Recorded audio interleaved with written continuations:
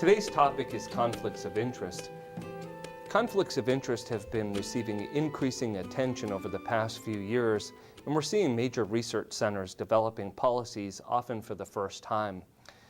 One of the driving forces behind this is the fact that private industry, pharmaceutical companies, biotech companies, are now funding more research than the federal government. This has led to changes in the research questions that are asked, in the timelines that are used for recruiting participants, in the way that information is shared or published. Unfortunately, this has led to a focus almost exclusively on financial conflicts of interest. Yeah, I think that there's a more intrinsic conflict of interest in research because human beings are used in experimentation. I think there's a natural tension between the values of Western society, between the freedom of scientific inquiry and the inviolability of the human being. And I think in behavioral health research, such as people with psychiatric problems, the disempowered, the more vulnerable, that this can be accentuated and magnified. Absolutely, and throughout a series of discussions today, we'll be looking at conflicts of interest, including the financial, but also broader conflicts of interest of the sort you just mentioned. Our interview today is with Dr. Jerry Kuchar. Dr. Kuchar is a professor of psychology at Hardin-Simmons College, and he's the editor of the journal Ethics and Behavior. I began our interview today by asking Dr. Kuchar, what is a conflict of interest? In our context, the conflict of interest situation is one in which the principal investigator has a multiple role relationship with the participants or other parties in the research enterprise that are not necessarily congruent, and the potential exists for one party to be disadvantaged. What are some of the different kinds of conflicts of interest that exist in the research setting? Well, there are multiple layers. Generally in research, the investigator has a whole lot of potential advantages. They're collecting data for a study that they're going to publish. It may be related to their promotion. They may have a financial stake in the product that they're evaluating. They may be rewarded by their institution for bringing in grant monies. They may achieve a degree of professional notoriety. All of these might be positive advantage gains for the practitioner, who is actually probably even drawing some salary for conducting the research. The participant, on the other hand, is seldom compensated, or if they are compensated, they're minimally compensated for their time and effort and involvement. They very often will not have much personal direct benefit for participation, except perhaps a feeling of contributing altruistically to helping other people in the future or to advancing the cause of science, although they may have some hope that ultimately in some research there may be direct benefit to them. So there's an uneven balance here. And you mentioned that often investigators are playing more than one role. What are some of the other roles that investigators play? Well, at times, an investigator may also be a clinician who may be involved in providing direct clinical services to some of the very people that they hope to study. Is it possible for an investigator to have a conflict of interest without even being aware of it? Most definitely. There are so many levels at which a conflict may occur on a personal level in terms of one's preferences or biases, a lack of awareness that the nature of benefit one is accruing from the research might be unfair to another party. It's for all of these reasons that we want to have oversight systems in place. I've often found that when someone's told that they have a conflict of interest, they act as though they've been accused of doing something wrong, as though a conflict of interest is a dirty word. Is it right for investigators to view conflicts of interest that way? No, I think in fact we might want to change the term and talk about recognizing competing interests and finding a way to resolve those. The key in a conflict of interest position is not to disadvantage the vulnerable party. So the key is to look at whether the relative advantage that the investigator has is a fair one, is one that is disclosed to the participant, and that the participants are willing to accept. I've also encountered investigators who deny that they have a conflict of interest when you present it to them. And I think what they actually mean is, I don't anticipate that this conflict of interest will actually compromise the way that I carry out the study. In those cases, do you think that even the appearance of a conflict of interest can be harmful and that we can point this out to investigators? I think that the investigator who responds that way is indeed reacting as though conflict of interest was a dirty word. Right. And they're probably assuming that people will think that because there are competing interests, there's going to be some loss of integrity in the research, or their data will be compromised, or their results will be presented in a biased way. And I think that's what they're bridling at. So the importance in a situation of that sort is that you help to clarify the nature of the potential conflict and work with them to identify how everyone will be reassured that a conflict that may appear to exist will not carry over into tainting the results of the study. Why do we need to be concerned even about the appearance of a conflict of interest? Our whole society, from the legal system on down, is predicated on the idea that objectivity is critical to fundamental fairness, that justice implies that all people will be treated equally, the equal protection clause of our Constitution. So people who are research participants have an expectation of being treated fairly, of not being disadvantaged by virtue of their participation. And that's where the appearance takes on great importance. You've mentioned a few terms repeatedly: being vigilant, watching out for conflicts of interest, but then also disclosing them.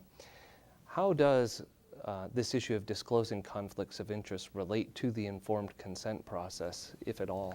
Well, some of the potential conflicts are implicit. Namely, the participant would certainly recognize that the investigator has an interest in conducting the study and perhaps hopes to gain some scholarly or other advantage by it. The key in fairness is disclosing any relationships which might be below the surface or might not be obvious. And this could be done in a consent form, or it could be done in some other manner. But it is important that someone who is not a potential beneficiary, such as an institutional review board or other institutional oversight authority, make the decisions, not the investigator. I'd like to talk a little bit about financial conflicts of interest. It's not uncommon these days that when a pharmaceutical company sponsors a research project, let's say a clinical trial to investigate a new drug, say an antidepressant, that they'll offer physicians a certain amount of money, say $5,000 per patient that they enroll in the study as a participant. When that happens, do you think institutional review boards should be concerned, and how should they deal with this? Yes, Jim, I do think they should be concerned. I think they should approach each situation individually, but the basic analytic model I would suggest is looking at what services are being asked for. And I would make the comparison between a kind of fee-for-service arrangement and what sometimes is referred to as a kickback or fee-splitting arrangement. Let me explain. In a fee-for-service arrangement, some incremental service, for example, drawing blood to monitor blood levels of a medication, frequent blood pressure checks, record reviews, completing rating forms, these would all be incremental services, and it certainly would be legitimate to pay a physician or their assistant for conducting these data collection services. On the other hand, if the payment is to be made simply for giving the referral, simply for steering a patient their way, that would be very much akin to fee splitting, where as a specialist I would receive a referral and be expected to kick back a percentage of my earnings to the person making the referral. That's clearly unethical because it's a business arrangement that trades against the best interests of the patient. The patient should be given a referral based on their needs and what's in their best interest. A research participant should be invited into a study based on the appropriateness of the study for them and also in consideration of their interests. In cases where the fee that's being paid is not really a fee for service, but is rather meant to induce physicians to enroll patients, what are some of the harms that patients could encounter as they become participants? Well, let's imagine a hypothetical situation where a provider of mental health services is asked to refer depressed patients to participate in a drug trial of a new drug. And the provider refers a potential participant, and the participant begins taking the drug and begins to complain of stomach cramps, diarrhea, tremors, dry mouth. One possibility would be to say to the patient, well, then let's go back to your old medication, drop out of the study. That might be more comfortable and in the better interests of the patient.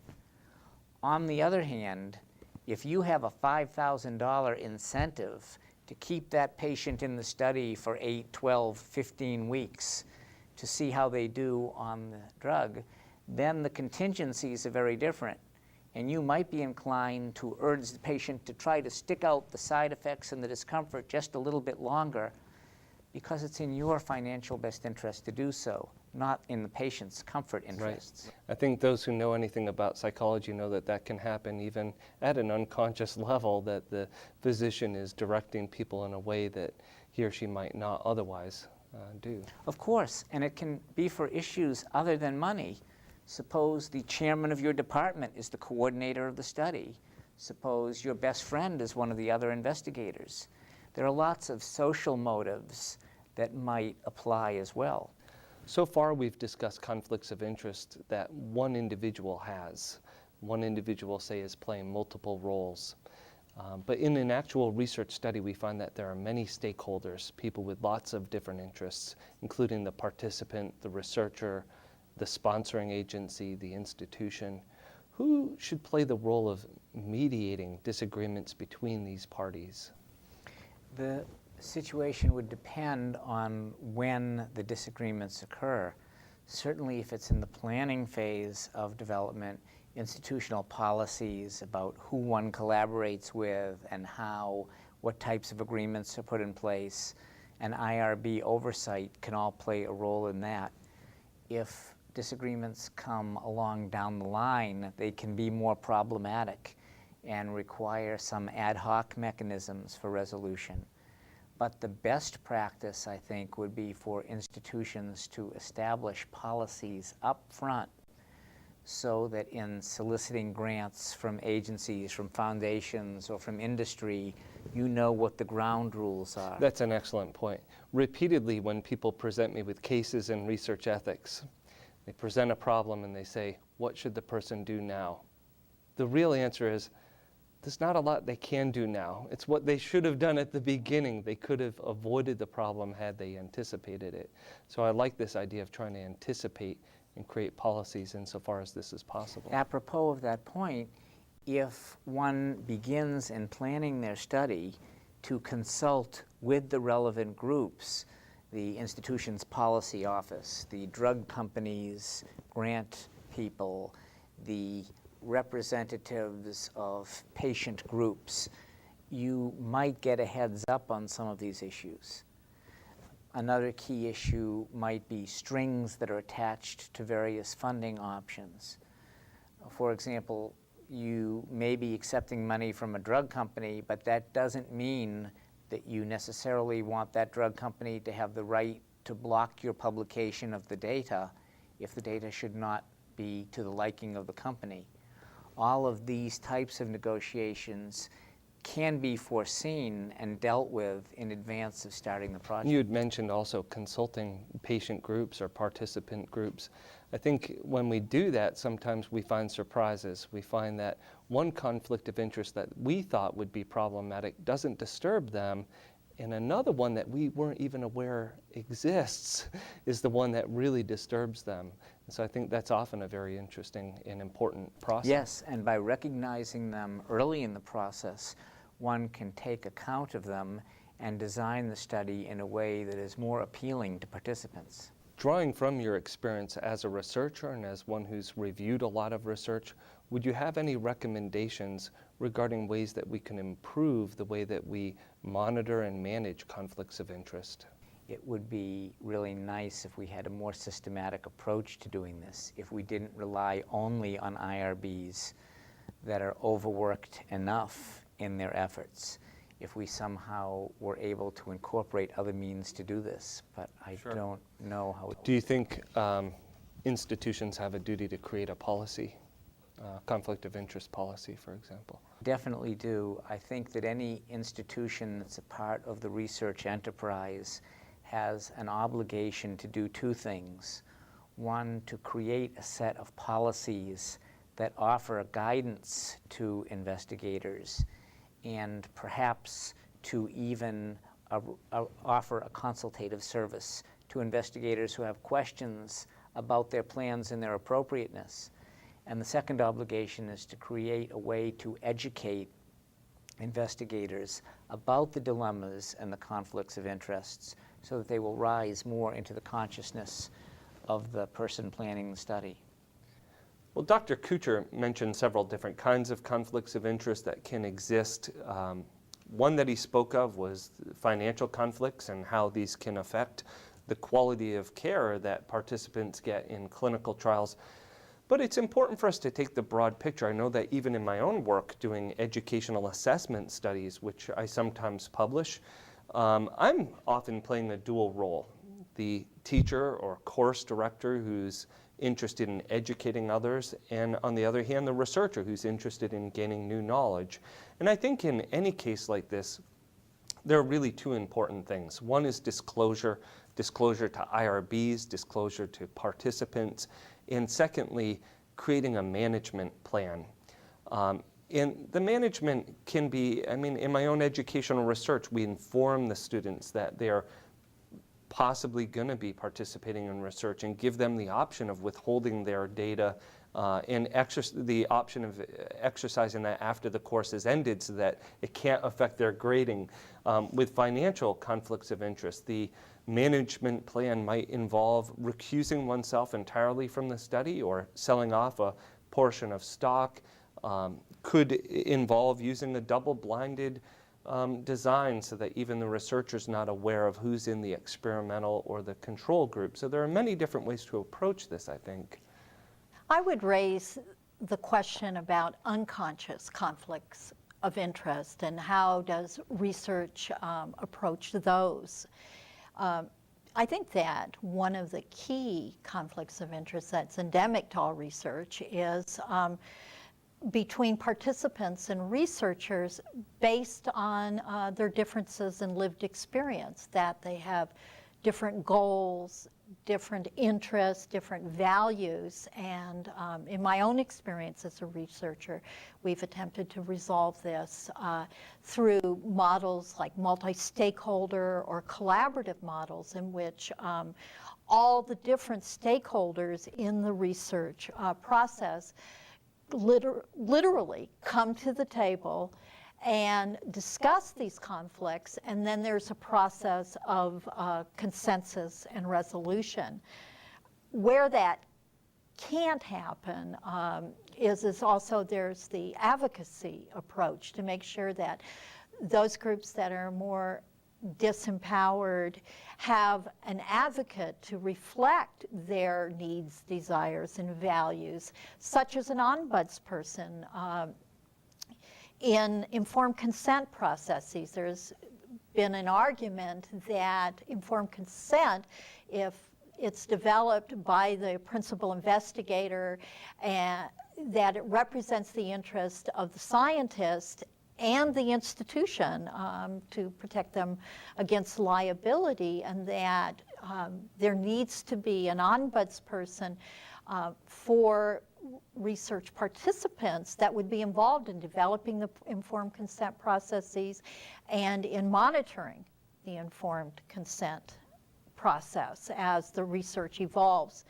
Our discussion group had a very thoughtful conversation about conflict of interest, and I think it was interesting that they understood both that money and the altruistic benefits of science were the major conflicts, but they didn't just project those onto the scientists. They admitted that in themselves, in the process of research, that they had those same conflicts between money and altruism, and then made a sage observation about the pressures of our society on research.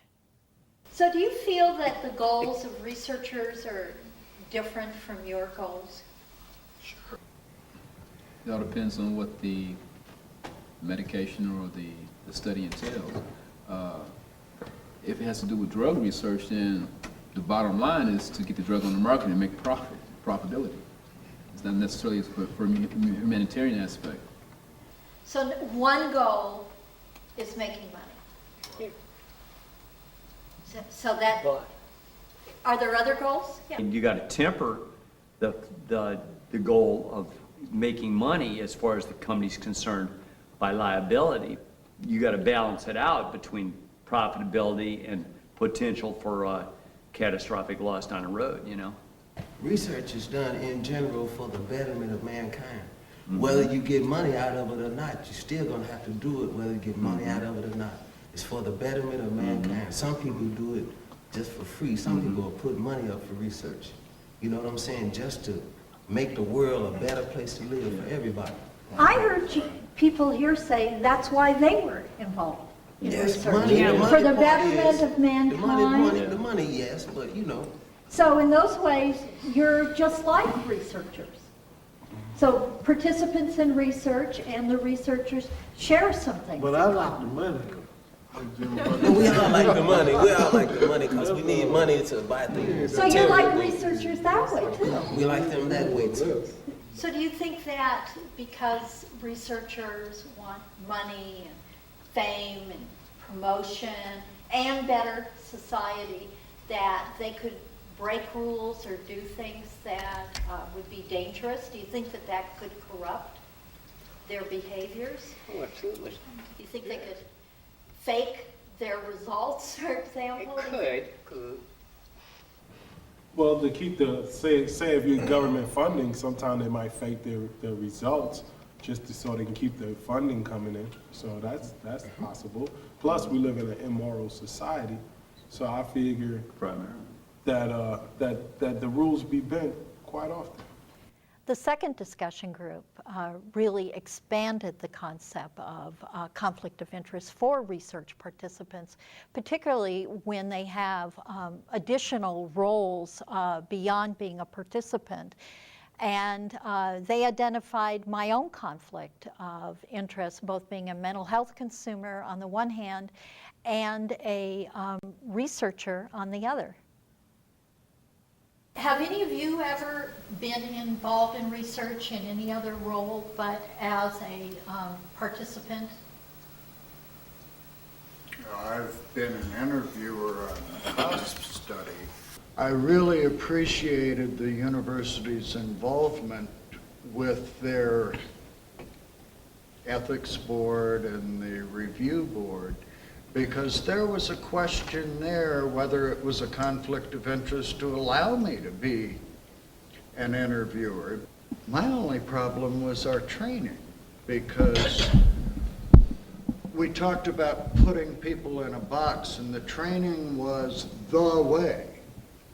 But as a mental health consumer, I could empathize with the person I'm interviewing, and I might not have done it the way, but I did it the way to do with this person. And you know who developed that training?